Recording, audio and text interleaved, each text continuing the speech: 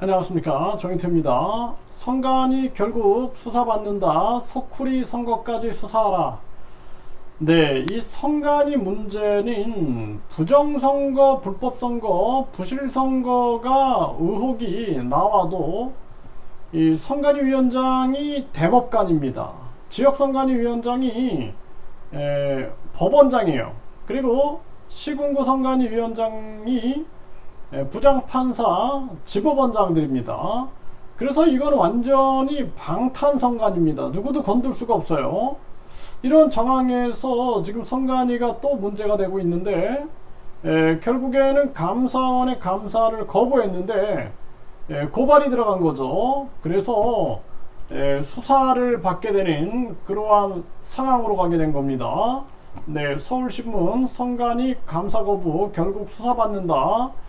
네, 그래서 이 고발이 들어가게 된 겁니다. 또 감사원도 고발한다라고 얘기를 하고 있는 거죠. 그래서 지금 이 선관위의 고질적인 문제, 사실 선관위가 선거 때만 뭐 할 일이 있지 선거 없을 때는 뭐 합니까? 이 계속해서 자기들 특검만 쌓아 올리고 있는 거죠.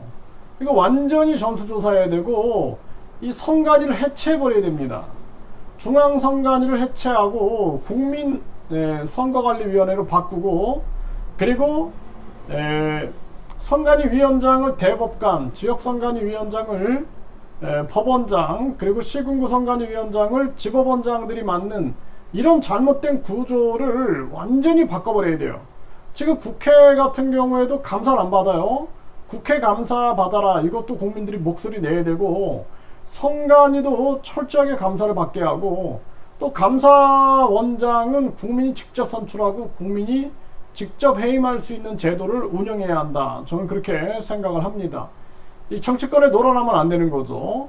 그러니까 대한민국 이 선관위는 계속해서 지탄의 대상이 되고 있는데, 과거에도 이 소쿠리 선거, 소쿠리 선거부터 채용 비리 의혹까지 위기의 선관위, 이건 썩을 대로 썩은 거예요. 썩을 대로 썩은 겁니다. 그렇기 때문에 이제는 소쿠리 선거 때도 노정희 위원장이 버티다 사퇴하고서는 그 다음에 간 곳은 법복을 입고 나타나가지고, 법관복을 입고 나타나서 대법관으로 다시 복귀합니다. 있을 수 없는 일이에요, 이거. 네, 그래서 자녀 채용 선관위 투톱 전격 사퇴, 소쿠리 1년 만에 또 혼돈이 나타나고 있다, 이렇게 얘기를 하고 있는데요.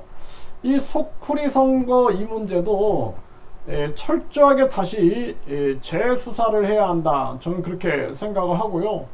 국민들에게 알려야 됩니다.